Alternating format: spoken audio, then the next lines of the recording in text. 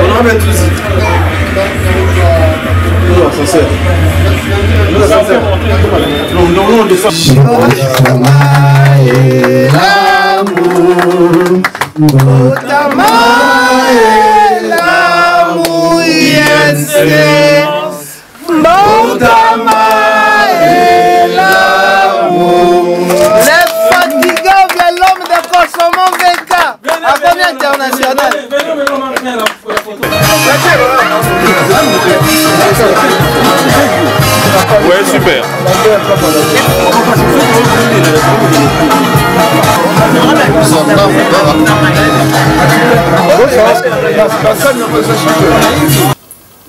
Et nous aurons aussi, par après, un mot de circonstance de notre secrétaire interfédéral, Maître Tiberge Moussitaba. Voici en quelque sorte le déroulé de notre journée.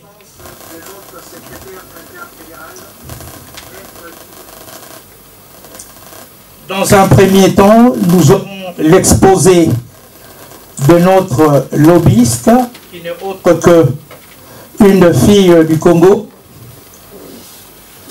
qui fait notre fierté. Elle va plutôt nous parler de son travail de lobbyiste ici en France. Par après, nous aurons un mot de notre député national Mboma Koumeza Gaborian, élu dans la circonscription de Tchangou à Kinshasa. Par après, nous aurons le mot de notre camarade, l'honorable député national, Nzouzi Hamzi, élu dans la circonscription de Matadi, dans le Congo central. Bien après, nous aurons l'exposé sur le genre de Madame Cathy Boéa, présidente des femmes. Et pour terminer, votre humble serviteur, le camarade Mbaladila Dimbala, va vous entretenir les impacts d'une bonne loi de finances saine pour le bien-être des Congolais. Par après, nous aurons le mot de clôture de notre interfédéral, le camarade Tiberge Moussitaba. Et dans le divers, nous serons servis. Bien après, il y aura le partage des gâteaux et nous prendrons des photos en guise de souvenir de cette journée. Très chers camarades de l'Interfédération de France, distingués invités à tous vos titres et qualités respectifs. Au nom de toute l'Interfédération de France et au mien propre, je tiens à vous remercier tous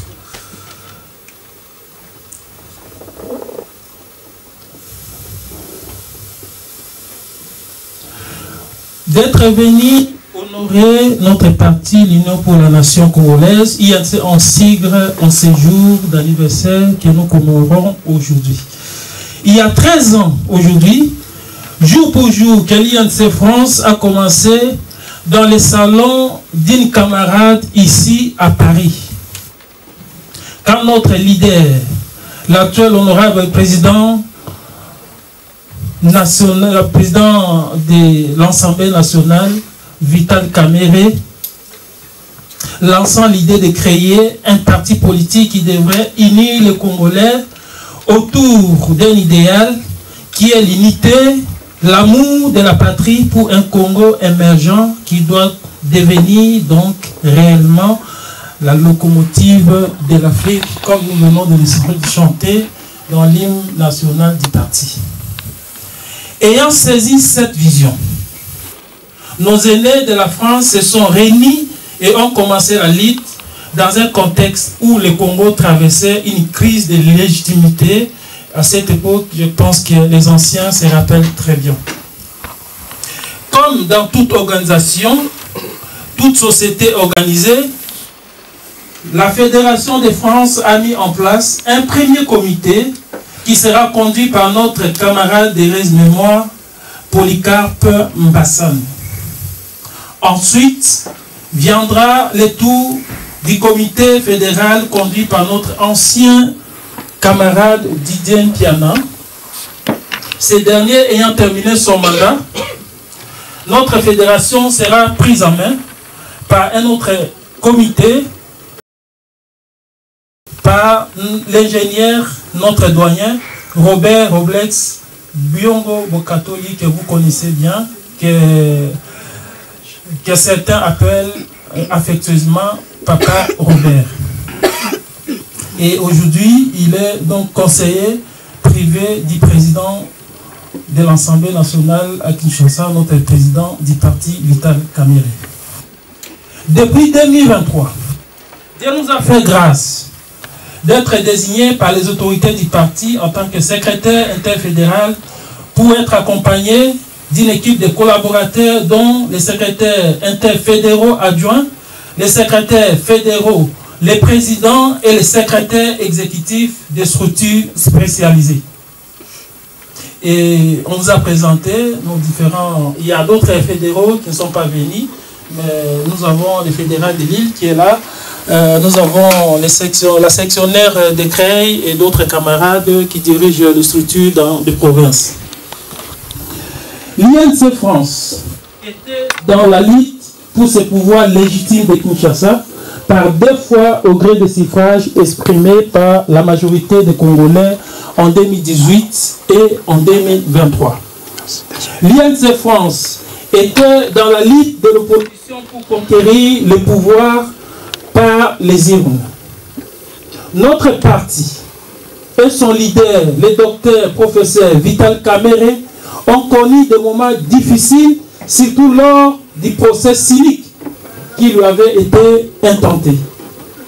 Mais la vérité sortie du palais de la justice a été plus forte que la clameur publique alimentée par une frange de personnes en mal de cohésion nationale.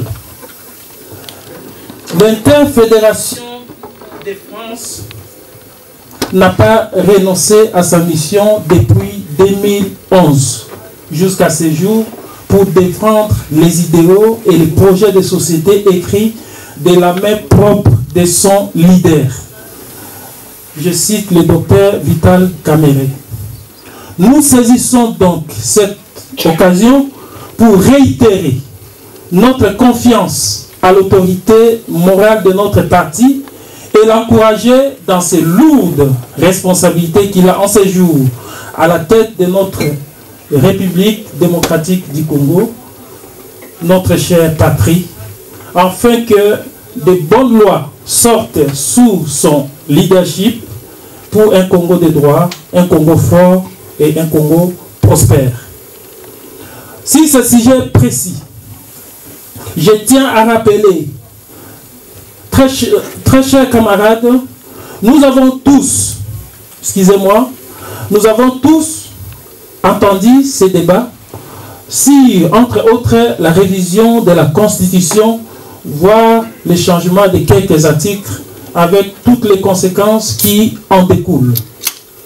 Si ce sujet précis, je tiens à rappeler à tous nos camarades de l'INC en général et de l'interfédération en particulier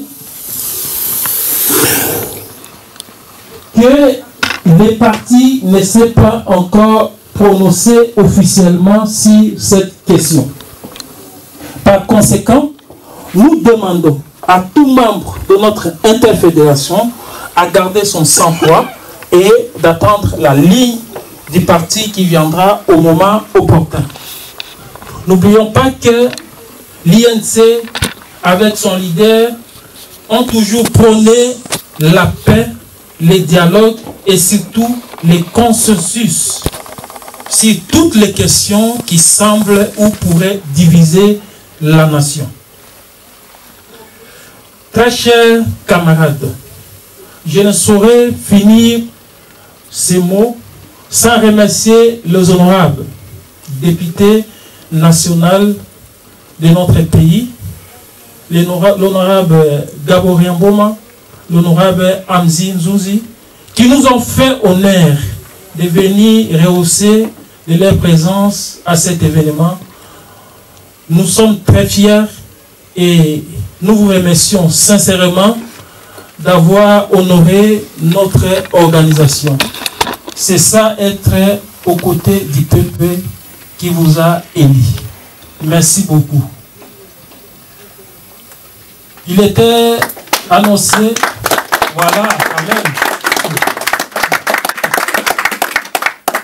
Il était annoncé que nous soyons avec l'honorable Jonas Tundu.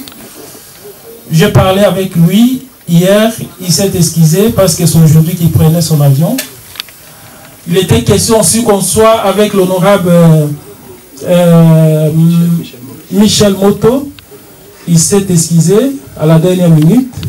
Et il était question aussi, programmé aussi qu'on soit avec l'honorable Soumaïli. Lui aussi, je l'ai eu au téléphone. Il s'est excusé parce qu'il a une mission à faire avec le président national, le président de l'Assemblée nationale. Voilà, malgré qu'ils ne sont pas là, mais ils ont manifesté cet amour. Et donc, nous les remercions sincèrement pour leur attention portée à notre égard.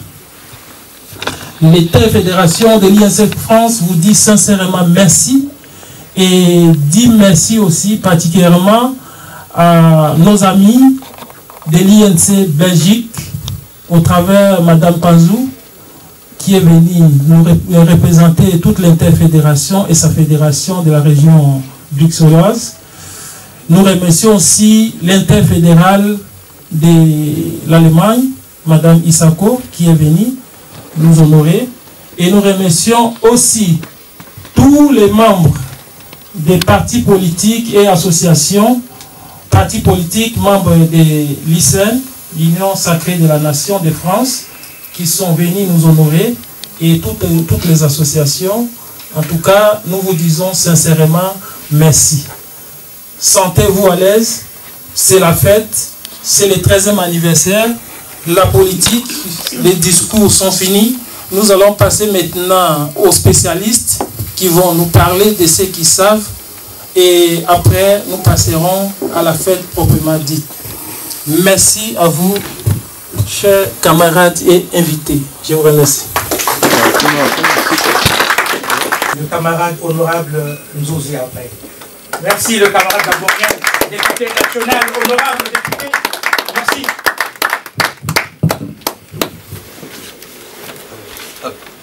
Bonjour à tous. Bonjour. Bonjour encore. Bonjour. Je suis content parce que c'est ma toute première fois de participer à la réunion ici à l'UNC France. Moi je suis député national élu de l'UNC et j'ai des casquettes ici. Je suis également l'interfédéral de l'UNC ville de Kinshasa. J'ai succédé à l'honorable Excellence Tengelito, celui qui jouait l'intérim, comme il a été promis ministre. Donc c'est moi qui fais l'intérim dans la ville de Kinshasa. Nous sommes dans cette ville qui a beaucoup de problèmes. Kinshasa a aujourd'hui plus de 13 millions d'habitants. Alors, à Kinshasa, on a conçu un projet. Nous parlons de consommation vécan. Vous voyez avec ce qui s'était passé, avec les procès 100 jours et consorts, c'était pas facile avec nous. On parle de la consommation, beaucoup de gens parlent de la nourriture. Nous voulons faire consommer les noms des Vital Kamerhe dans la ville de Kinshasa. Et quand on parle de Vital Kamerhe, nous voyons beaucoup plus les partis, UNC, et on s'est fixé comme objectif qui est celui d'atteindre 1% de la population de Kinshasa. Si Kinshasa a 13 millions, nous voulons avoir 130 000 personnes avec carte biométrique de l'UNC d'ici 2028. Et c'est un projet qui évolue très bien. Chaque jour, nous sommes sur le terrain. Nous travaillons avec des fédéraux et des chefs de corps. Nous sommes sur le terrain, on travaille avec les sectionnaires. Donc, voilà ce que nous faisons dans la ville de Kinshasa. Je suis content parce que je vois des hommes forts qui travaillent avec nous. Je vois mon grand frère Harry Mahangu et je vois aussi Madame Kouta et je vois aussi notre SPN qui est avec nous. Donc ce sont des gens qui sont forts. Je pense que prochainement quand nous allons revenir ici, après 2028, nous allons nous retrouver, nous ne serons pas seulement à 2, mais nous allons retrouver même 5 ou 6 députés nationaux ici. Je voudrais aussi vous dire joyeux anniversaire parce que l'enfant était né, l'enfant n'avait pas de dents, mais aujourd'hui l'enfant a 13 ans. Si aujourd'hui l'UNC France a 13 ans, moi j'ai 10 ans à l'UNC. J'ai adhéré comme, s'il faut le dire vulgairement, comme sans papier à l'UNC. J'ai regardé comment les autres agissaient au niveau du parti. Mais je me suis dit pour se rendre important au niveau du parti, il faut créer sa base. J'ai commencé à être cellulaire, sectionnaire et j'ai été promu fédéral. Après les élections de 2018, j'étais le meilleur perdant, donc à part le vieux Mayo et Moré de Sakombi, c'est moi qui étais le meilleur perdant de l'UNC de Kinshasa. Et j'ai continué le travail sur le terrain. Après 2028, aujourd'hui je suis député. Et je pense que après 2028, nous aurons aussi des députés parmi nous. Donc je ne peux que vous encourager. Je tiens sincèrement à féliciter l'interfédéral, Maître Tiberge, qui travaille, qui nous dérange. Et je voudrais simplement aussi vous encourager à tenir bon. Ça n'a pas toujours été facile. Même moi, à Kinshasa, donc il y a... En politique, ça ne manque pas. Donc il faut travailler la résilience. Moi, je n'ai pas quelqu'un. Je n'ai pas de camp. Les gens le savent. Je n'ai pas de camp au niveau du parti. Mais ma force, c'est de travailler sur le terrain. Et c'est ce qui m'a rendu important aujourd'hui. Je peux facilement voir le président national. On se voit régulièrement grâce à mon travail sur le terrain. Ce que vous faites, je vous rassure que demain ou après-demain, nous allons nous réjouir ensemble. Félicitations, joyeux anniversaire. L'enfant aujourd'hui a déjà grandi, l'enfant peut marcher, l'enfant a des papiers. Il était sans papier, mais aujourd'hui l'enfant des papiers. Je pense que l'INC France, après 10 ans, nous allons compter pas mal de gens et vous allez aussi fixer les objectifs parce que je viens d'en parler avec les collègues. Lui, il n'est pas de l'INC. On en a parlé. Pourquoi pas avoir un siège au niveau de l'Assemblée nationale pour les Congolais qui sont à l'extérieur? Je pense que comme nous sommes là, nous allons travailler avec vous. Vous êtes la lumière politique du pays. Nous, s'il faut bien réfléchir, on réfléchit grâce à vous. Si vous avez des idées, nous sommes très disponibles. Nos contacts sont connus. Si vous avez aussi besoin d'une entrée dans la ville de Kinshasa, nous sommes là. Régulièrement, j'ai des ans. Donc régulièrement, je vais commencer à passer. Et j'ai fait adhérer, je crois bien qu'ils sont au nombre de 4. Ils sont là avec moi. Et prochainement, je vais venir avec nous sommes au VK. On peut faire consommer VK, même ici en France. Merci beaucoup. Merci. Ah, merci beaucoup, honorable Gaborien. Vous voyez, je vais m'approcher. Ces messieurs que vous voyez, c'est une méga star dans notre parti. Il est toujours là. C'est quelqu'un qui est toujours sur le terrain. Il fait des dons. Il parle aux jeunes. Il parle aux militants. Dans n'importe quelle feuille, dans n'importe quelle structure du parti, le nom de l'honorable Gaborien est toujours là. Merci, honorable, pour le travail que vous faites. L'UNC vous a déjà rendu et certainement il vous en rendra encore plus. Merci. Les applaudissements pour l'honorable. Le pouvoir du lobbying actuellement, selon vous, ça pèse combien? Combien est-ce que les organisations, les grosses structures, les entreprises dépensent en termes de lobbying? Donnez-moi un chiffre, par hasard. On est à combien? On est à peu près 9 milliards. C'est des budgets vraiment des différents États, africains et autres. Même en France, 9 milliards, c'est pas rien. Donc, imaginez-vous, les gens, enfin, les structures dépensent dans le monde 9 milliards pour influer sur la décision publique. On est d'accord. On a des groupes comme Meta, c'est autour de 9M, d'autres aussi Google, autour de M. Et vraiment, ça joue très très gros. La pharma et autres, voilà. Chacun va défendre ses intérêts.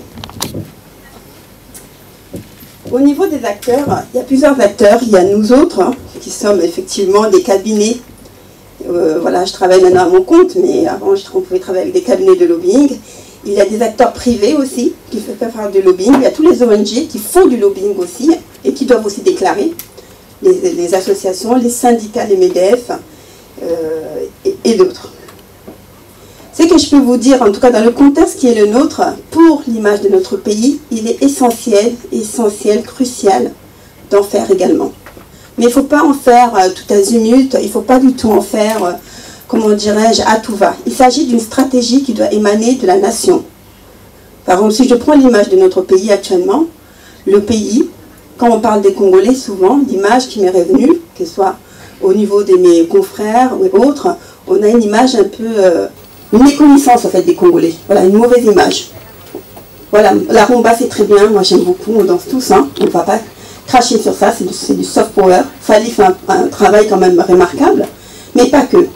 Il y a des hommes comme vous, des femmes comme vous, qui ont quand même pas mal d'intelligence, que je pense qu'on peut aussi mettre en lumière. Donc lorsqu'il s'agit de réfléchir, comme d'autres pays l'ont fait, sur le narratif de l'image, parce que beaucoup de pays le font, et ça, c'est du branding, en fait, hein, du pays. C'est ça qu'on fait tout le monde. Tous les pays n'en parlent que de ça. Comment vendre son image. Donc, il s'agit de mettre en lien un narratif positif qui va nous mettre en valeur, nous, avec des mots qui sont les nôtres. Moi, je vois, j'ai travaillé sur d'autres projets, notamment en Guinée. Je travaille avec eux, je travaille avec d'autres pays aussi, le Sénégal, pour construire, quand on dit Terenka, même les Français disent « Ah, la Terenka ». Ils se sont appropriés ce mot. Quel est le mot qui peut nous différencier? Quel est le mot qui peut montrer l'excellence congolaise? Quel est le mot qui peut aussi montrer le bon vivre congolais? Il s'agit de ça. Lorsqu'on définit effectivement ces enjeux d'image, il s'agit maintenant de ce que ça coule au niveau de là-haut pour que ça s'infiltre au niveau du bas. Les décisions, c'est vous, nous, le pays, son Excellence Monsieur le Président et autres qui doivent le porter. Nous, nous sommes que des petits éléments de la chaîne, à notre petit niveau. On est d'accord. Et à partir d'une stratégie, on parle de stratégie, c'est-à-dire que l'élément de langage qu'on va dire, les mots qu'on va employer, ce sont des mêmes mots qu'on va répéter. Imaginez-vous si on répète le même mot par des millions de Congolais, la puissance que ça peut avoir. Ça devient, comme diraient les Indiens, un mantra. Ça s'incruste. On sait qu'en communication, parce que j'enseigne aussi dans les écoles de commerce à Paris, on sait que lorsqu'on répète le même mot pendant un certain nombre de fois, qu'on le veuille ou pas, ça rentre dans le mindset. Ça finit par rentrer. Au bout de 30 fois, ça va rentrer. Donc il s'agit de ça, il s'agit de travailler sur notre image, il s'agit d'avoir des acteurs. Bien entendu, le lobbying, ça ne se fait pas de manière visible. J'ai été très honorée d'être ici parmi vous. Souvent, je ne suis pas sur les photos. On est des travailleurs de l'ombre, souvent. L'idée, ce n'est pas nous, c'est plutôt l'intérêt collectif. Dans le cas de notre nation, en tout cas, je sais que je peux compter, on peut tous compter sur les uns comme les autres pour essayer de faire rayonner l'image de la RDC, pour essayer aussi de faire porter nos intérêts par rapport à ce qui se passe dans notre pays, qui est une réelle souffrance au quotidien, auprès des différents acteurs. En tout cas, j'étais ravie. Et puis voilà, pour finir, effectivement, je suis consultante, moi, à Paris. Je suis consultante en stratégie de communication, affaires publiques, également, lobbying. Donc, j'accompagne souvent on va dire des hommes et des femmes politiques, souvent français, dans le cadre des élections. On a eu à faire quelques élections ici à Paris, que ce soit au niveau européen. Moi-même, j'ai déjà concouru aussi. Dans le cadre aussi des départementales, législatives à Paris tout récemment. On en a fait au municipal où mon poulain a gagné. Il s'agit aussi de les aider. Donc c'est ça. Et en parallèle de ça, comme j'aime beaucoup partager, j'enseigne aussi, je suis formatrice dans les écoles de commerce où j'enseigne toutes les relations publiques, les stratégies de veille. C'est ça la veille qui est capitale aujourd'hui. Comment faire de la veille stratégique.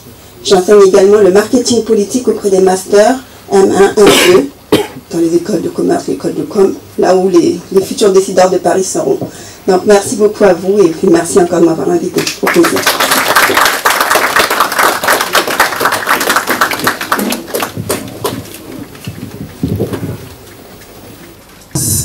Je suis toujours de la Fédération de France, je cotise et je paye mon billet pour venir assister à cet événement. Pour rien au monde, je pourrais le manquer et je le fais à chaque fois et je participe aussi financièrement pour l'émergence et puis le rayonnement de notre interfédération. Madame Choum, s'il vous plaît. Alors, je vais parler, je vais vous parler de 3 sujets.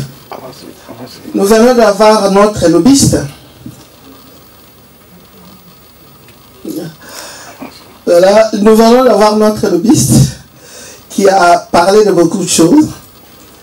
Mais je veux, avant d'entrer dans le vif du sujet, de remercier déjà l'honorable Vital Kamerhe de son soutien. Malgré ses occupations, il tient toujours à encourager des initiatives comme l'initiative qui est faite ici en France. Les 2 députés qui ont rallongé leur séjour ici en France pour participer à cet événement, merci beaucoup, chers honorables députés. Et puis, je ne pourrais pas manquer de le dire à ma jeune sœur, Madame Kouta, qui fait comme moi à chaque fois qu'elle est là, aux camarades Mangou et à Papa Moumili. Merci de savoir que nous sommes les originaires politiques d'ici. Je vais vous parler un peu comme de lobbying, mais du marketing politique. Voilà, le marketing politique, ça c'est ma spécialité. Moi, je suis arrivé à France et j'étais déjà maman d'une fille. J'avais un certain âge. J'étais infirmière quand j'ai dit j'étais parce que j'ai compris que je me suis trompé quand même de voie. C'était la volonté de mes parents. Ils voulaient que je sois médecin, mais je n'étais pas forte en maths. Et du coup, j'ai fait la science d'infirmière. Arrivé ici, je me suis lancé très vite dans le monde associatif et j'ai trouvé ma voie très rapidement. Et je me suis ennuyé à l'hôpital. Très vite, je me suis affilié au Parti Socialiste Français. J'ai presque 30 ans d'actif du Parti Socialiste jusqu'au bureau national. J'ai été élu des mandats de suite, adjoint au maire de ma ville. J'étais parmi les premières noirs d'origine subsaharienne. Ça va vous choquer, mais nous sommes des noirs. Hein? Moi, j'aime bien le dire, c'est pas péjoratif. Donc, d'Afrique subsaharienne à être élu dans des villes de plus de 150 000 habitants. Et ça n'a pas été facile.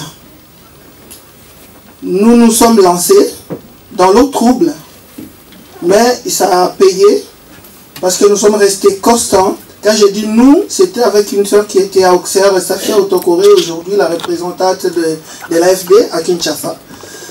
Et elle était à la région, moi j'étais en ville, à Dijon. Juste c'est pour dire qu'on ne doit rien s'interdire. Quand on fait quelque chose, quand on vient surtout à politique, il ne faut pas s'attendre à des cadeaux. L'honorable l'a si bien dit, il faut le dire, nous ne sommes pas accueillis à bras ouverts à Kinshasa. Les deux camarades qui sont là, je vois Henri qui sourit. C'est pas du tout facile de partir d'ici. Nous sommes des kouya-kouya, les cheveux qui tombent dans la soupe, bango. Nous, on n'a jamais lutté, au fait, même si on s'est fait gazer ici, même si on fait rayonner les partis pour Kinshasa. Disons, tout ça, rien, tout ça, leur côté, kaka bango. Et en plus, l'UNC Kinshasa pense, et là je m'adresse à l'honorable Gaborien, qui est notre chef aujourd'hui à Kinshasa, de faire comprendre aux Kinois que l'UNC, ce n'est pas Kinshasa. C'est la République démocratique du Congo et le reste du monde. Parce que nous avons un secrétariat général adjoint qui s'occupe de la diaspora avec des coordonnateurs de différents continents. Donc nous existons et nous n'avons pas honte ni avoir le complexe de s'afficher que moi je suis franco-congolaise. Moi je l'ai dit. Et je le revendique parce que quand on a besoin de nous, on vient nous chercher. Quand ils arrivent ici, ils nous appellent, mais l'ascenseur n'est toujours pas renvoyé hein, quand on arrive à Kinshasa. Quand on arrive à Kinshasa, on est dans un désert. Voir le secrétaire général, c'est un luxe. Il faut être Henri Mahangou, je ne le cache pas, ou Péry Libota pour le voir. Alors, mais quand vous savez ce que vous êtes allé chercher, vous ne reculez pas. J'ai passé 2 ans à Kinshasa. J'ai arrêté ici la politique ici, c'est entre parenthèses, parce que l'actuelle majorité, ce sont mes copains. Hein. Ce sont les camarades du Parti Socialiste. Donc j'aurais pu continuer jusqu'à X.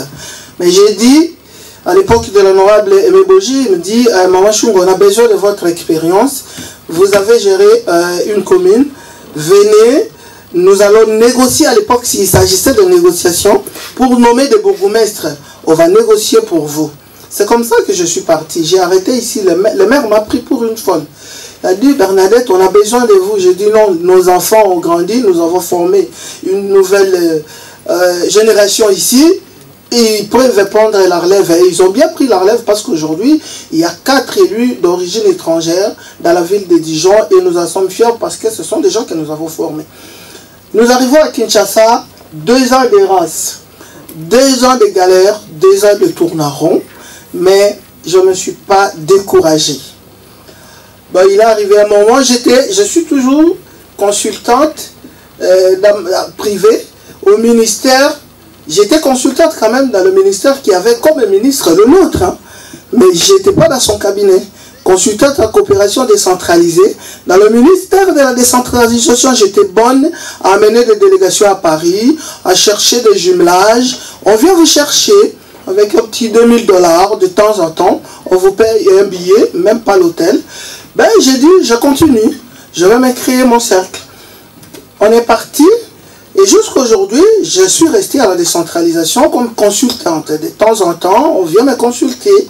D'autant plus qu'il y a la CETAD, donc la cellule technique d'aide à la décentralisation, d'appui à la décentralisation.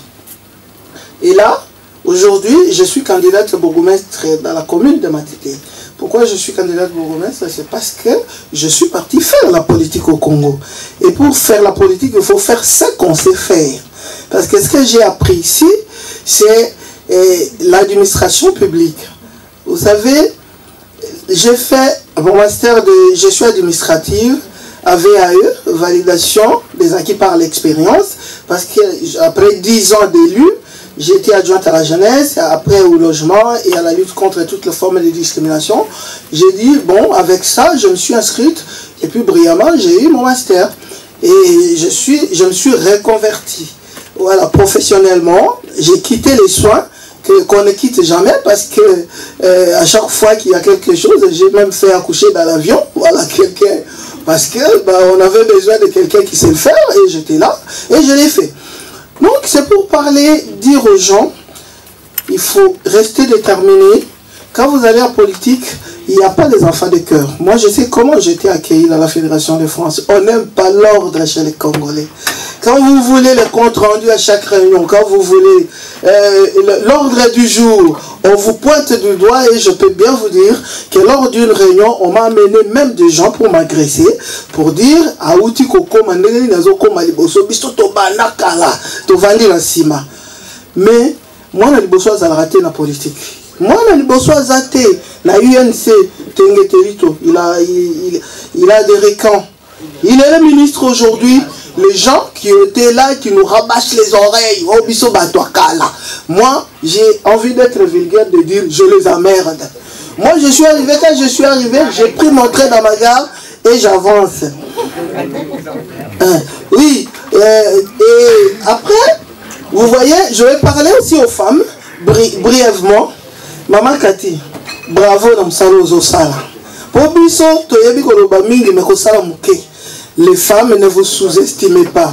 Revendiquer notre place, ce n'est pas demander une faveur. C'est demander la réparation d'une injustice que nous vivons depuis tout le temps. Compétence égale, poste égal et salaire égal. C'est ce qu'on demande, de coexister, d'être aux côtés des hommes. Pierrette le fait si bien au ministère du budget, et je ne pense pas qu'elle est parmi les moins bons. Elle est parmi même les meilleurs. Voilà, des chargés d'études. Bon, elle est chargée d'études, mais elle pouvait être promue dans d'autres postes. Alors, je vais conclure par dire que soyons unis et sachons ce que nous voulons. Surtout, on ne doit rien s'interdire. Et notre interfédéral, je suis content que vous soyez ici. Accueillez les gens de la diaspora très bien à Kinshasa. Je vous remercie.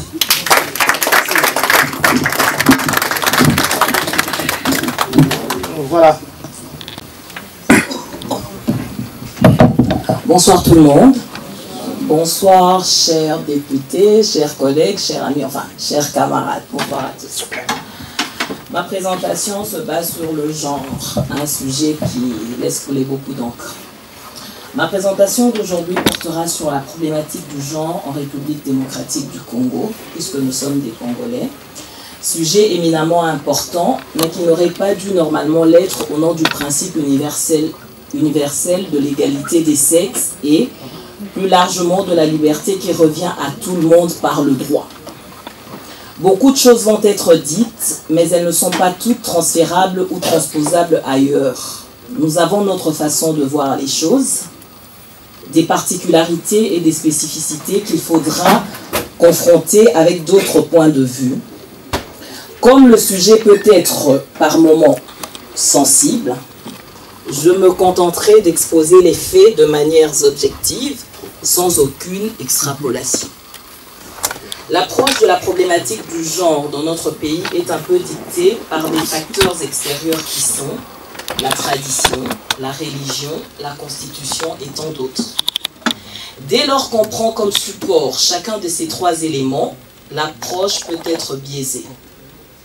Le plus souvent, le débat sur le genre est clos avant même d'avoir véritablement dans la conscience collective, entendez, le genre masculin.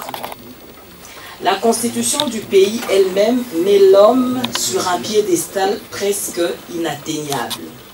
L'article 444 le spécifie très bien pour ceux ou celles qui avaient encore de doutes quant à la place du genre masculin. Le mari est le chef du ménage. Il doit protection à sa femme, la femme doit obéissance à son mari.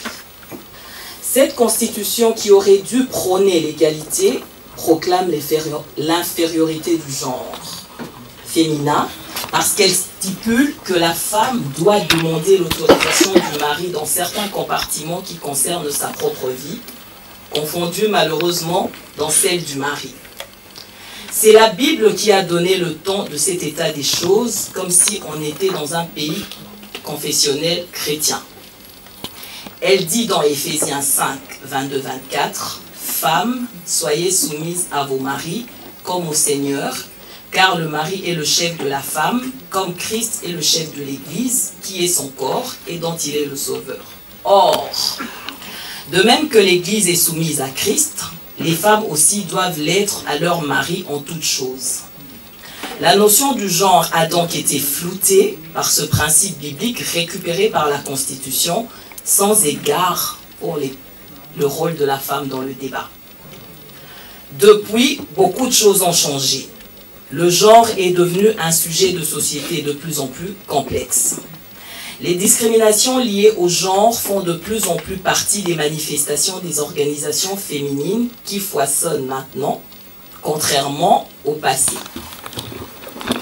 Dans toute l'Afrique, et spécialement en République démocratique du Congo, les mouvements féministes se développent pour lutter ensemble contre les inégalités au genre, contre les violences sexuelles et, plus globalement, ils organisent les marches pour dénoncer les violences contre les femmes. Ils se battent pour l'autonomie des filles et des femmes, pour l'accès à l'égalité au niveau des emplois et de tous les autres droits. Ces efforts semblent avoir payé en RDC avec la création en 2008 du ministère du genre pour lutter contre toute forme de violence liée au genre. C'est une victoire qui paraissait symbolique, mais qui, petit à petit, commence à porter fruit puisque la chef du gouvernement actuel est une femme et un semblant de parité du gouvernement qui sont des femmes. Au-delà de ce problème de genre en RDC, il y a une vraie complexité du sujet ailleurs. Les deux genres reconnus au Congo ne font pas le poids devant ce qui est considéré comme genre ailleurs. Dans un pays qui réprime l'homosexualité masculine ou féminine, il serait difficile de soulever d'autres éléments du genre. Et pourtant, il y a la population congolaise, les gens qui ne se reconnaissent pas dans ces deux genres traditionnels. Comment dire à sa famille et à ses amis au pays qu'on est binaire, c'est-à-dire qu'on ne se reconnaît pas dans les deux genres sans faire l'objet d'une chasse aux sorcières? Ou qu'on est fluide, c'est-à-dire que son genre oscille entre le masculin et le féminin. Ou qu'on est transgenre, qu'on ne s'identifie pas avec son genre de naissance. Il faut ajouter à ça les autres identifications qui feraient sauter les Africains et Africaines que nous sommes. Je vous les donne comme ça en rafale, à genre, bigenre, mavérique, multigenre et tant d'autres. Mais c'est un débat qui est, à mon avis, difficile à avoir ici, compte tenu de notre culture et de notre mentalité. Mais dans les pays occidentaux, comme ici, il y a sur tous les formulaires officiels la question du genre, de quel genre la personne qui fait une demande s'identifie-t-elle. Un sujet ouvert, mais qui est difficilement transposable ici, alors que, je répète, il doit se trouver dans les Congolaises ou Congolais qui souffrent des problèmes d'identité, qui sont des handicapés identitaires, mais qui ne peuvent pas s'exprimer à cause des représailles ou de l'opprobre qui peut être jeté sur toute leur famille entière. Le but de cette présentation était simplement de faire le portrait global de la problématique du genre dans notre pays, qui diffère diamétralement de celle d'autres pays dans le monde, mais le débat reste le même et va se poursuivre de plus belle. Ceci dit, étant congolais, ne nous acculturons pas. Le respect et la force d'un peuple se mesurent aussi par le maintien de ses cultures, valeurs et mœurs. Restons nous-mêmes tout en respectant la culture des autres. Je vous remercie.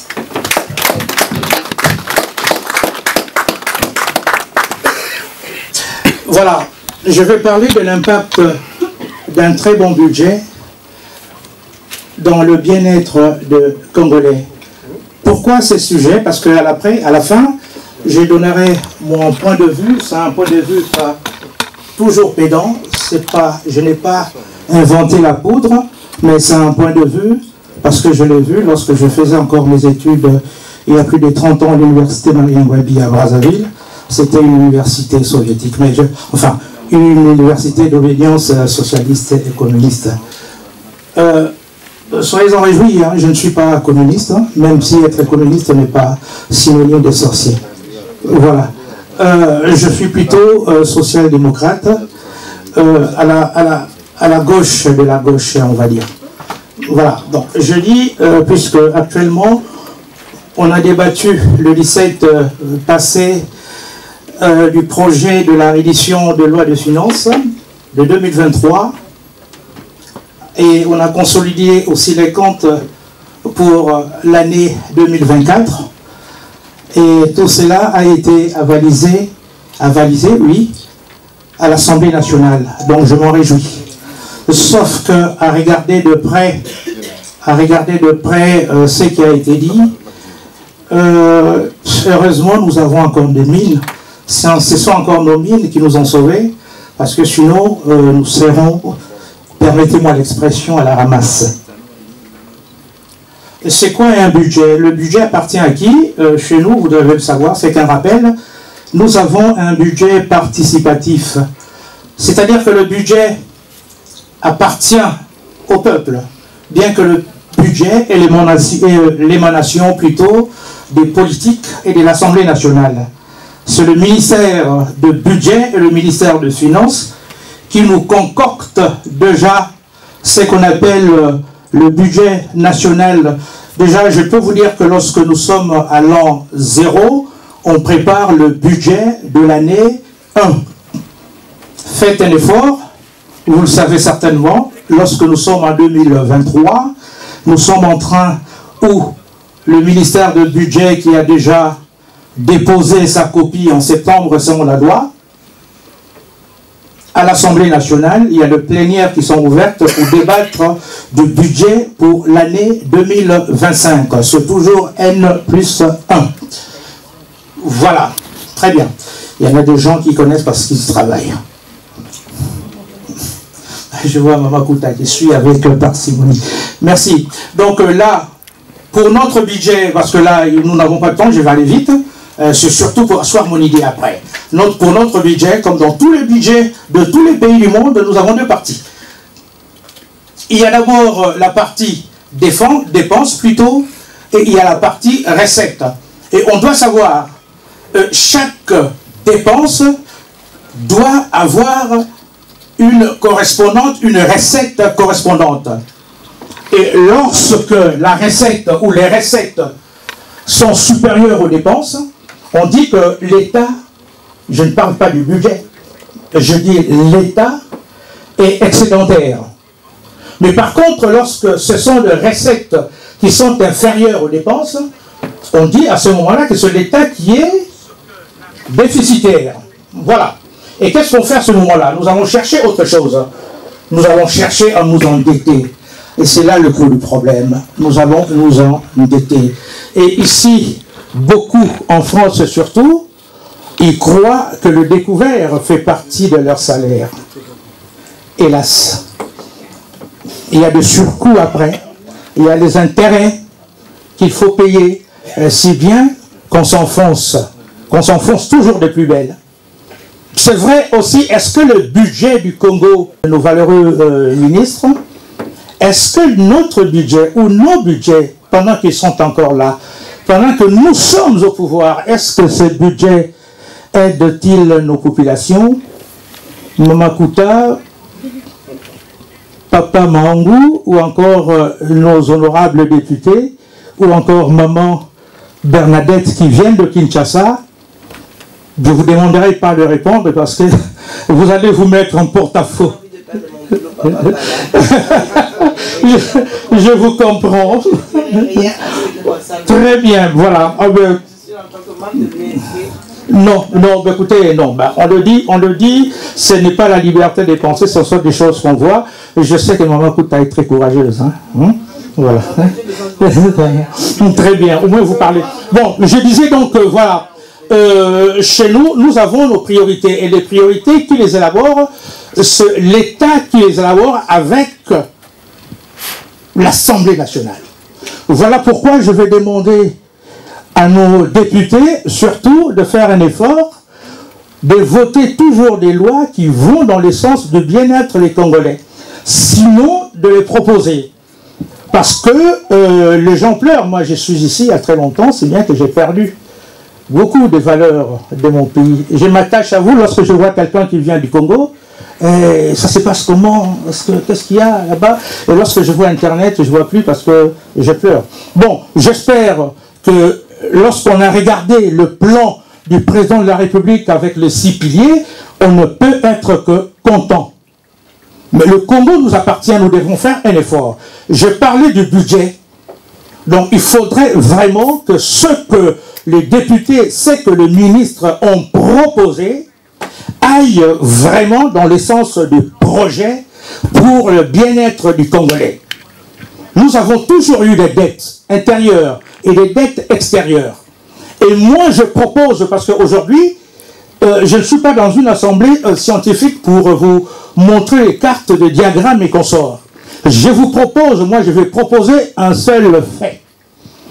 Au lieu d'avoir, je prends un exemple, M. Maoumbu qui est président pendant 5 ans, parce que moi aussi j'ai besoin de vivre, parce qu'il faut que j'aille à Kinshasa aussi.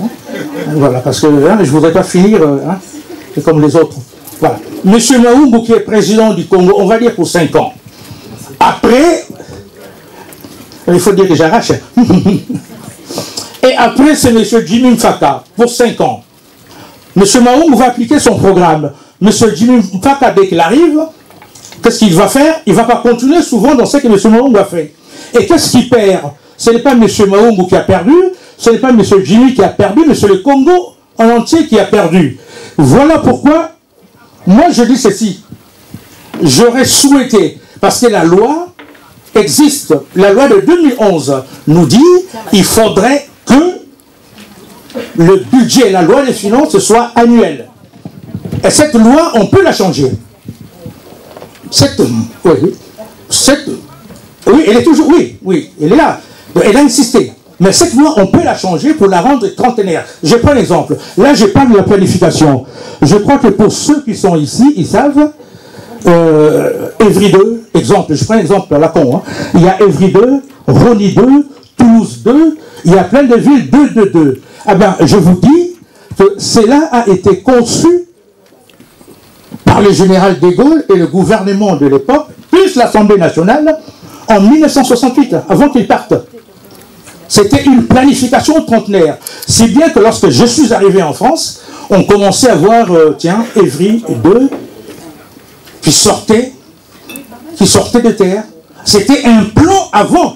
C'est-à-dire que tous les présidents qui sont passés, Pompidou, Giscard d'Estaing, Chirac, n'ont pas touché au plan. Et moi, pour le Congo, j'aurais souhaité, par exemple, que les gens se mettent ensemble, les personnes de bonne volonté et de tous bords, qu'ils prennent en compte, qu'ils votent un budget, par exemple, trentenaire. Allez, ce n'est pas des moyens qui nous manquent.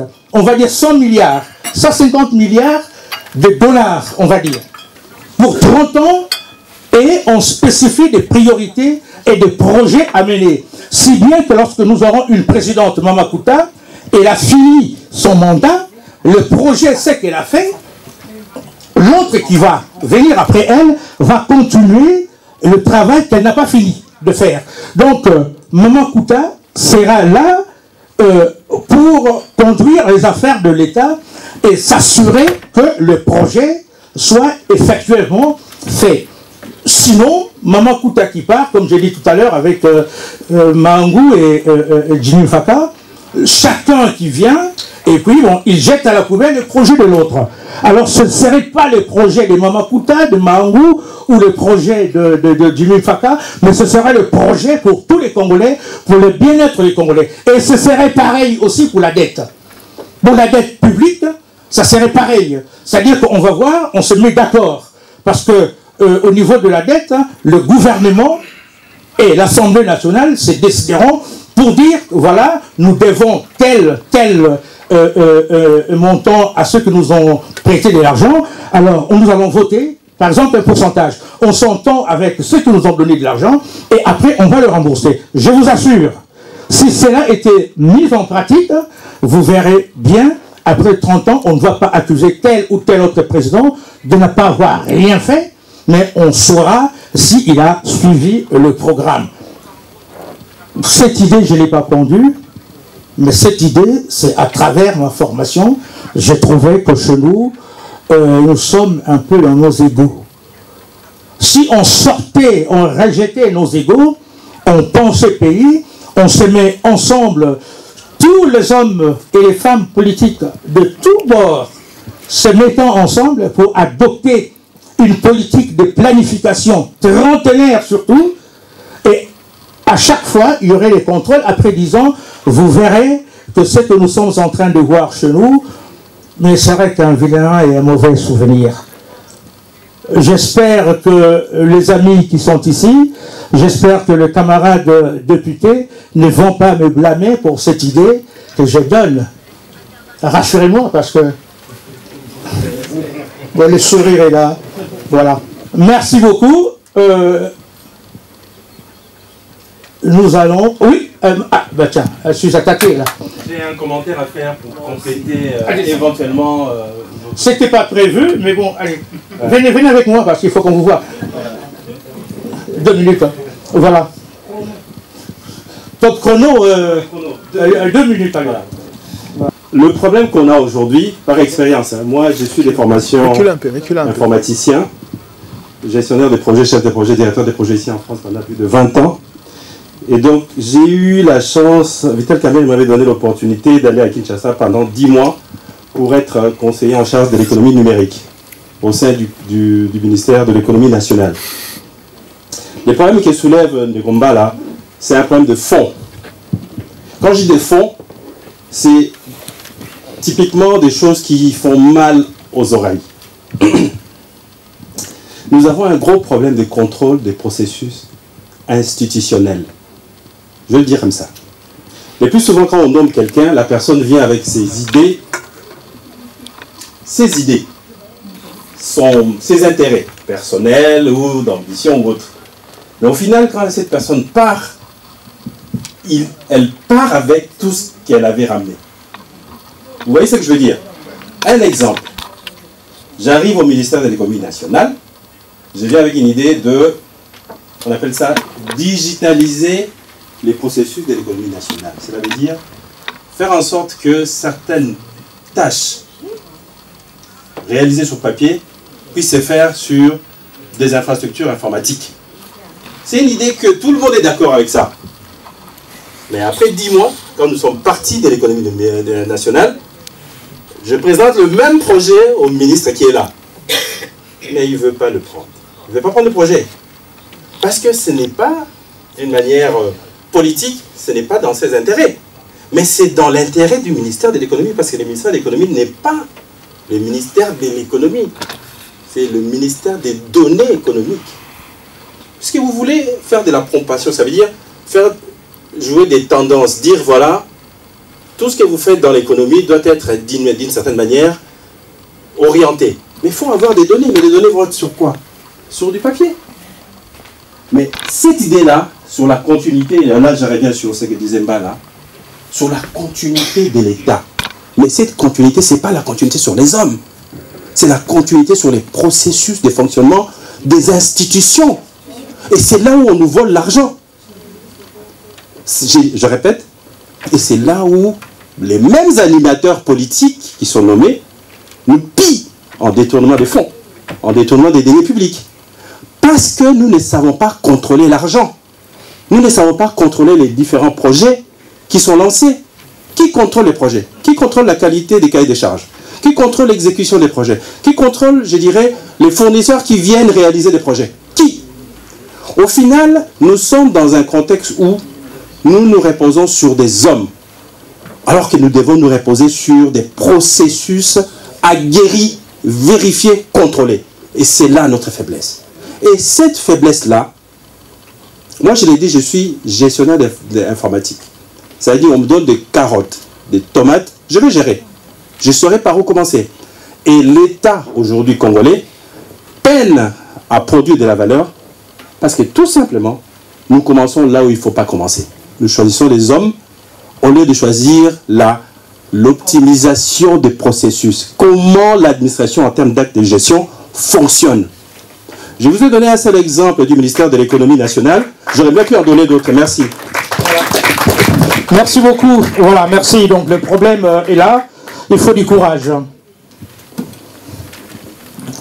Alors, Maman Kouta, 2 minutes. 2 minutes top chrono.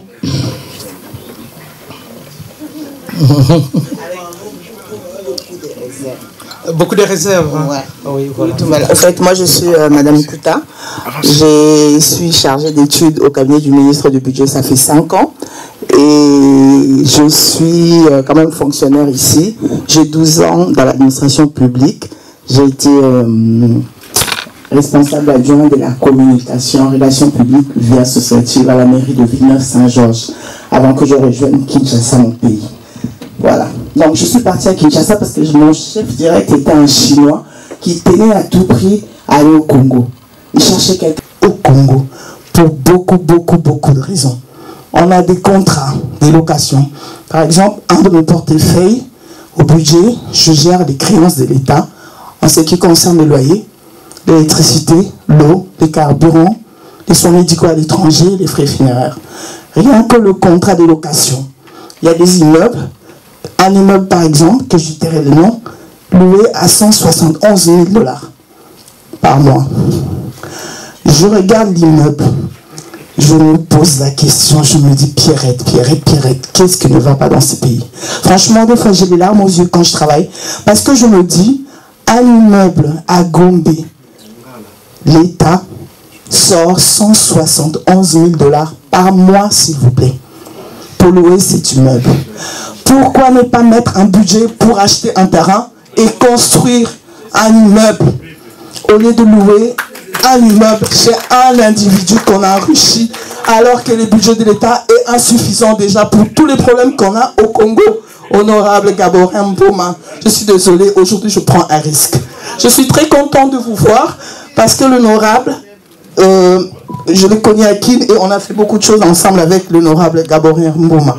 Ça, c'est des choses que l'État doit faire. Acheter au lieu de louer. Parce que Moutambala a parlé des dettes intérieures. Parfois, moi, les dossiers de dettes, je ne les traite pas. Parce que c'est des contrats pas corrects, je dirais. Voilà. Merci, merci beaucoup. Maintenant, je vais passer la parole au secrétaire interfédéral parce que nous courons après le temps. Camarade interfédéral,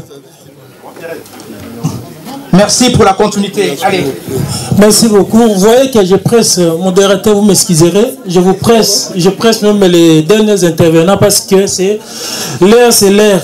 On connaît ici, donc ce qui a été payé, c'est bon. Et donc, nous sommes obligés de passer rapidement. Il y a quelque chose qu'on a préparé pour... on nous a chauffé un peu avec des lobbying, des histoires un peu compliquées.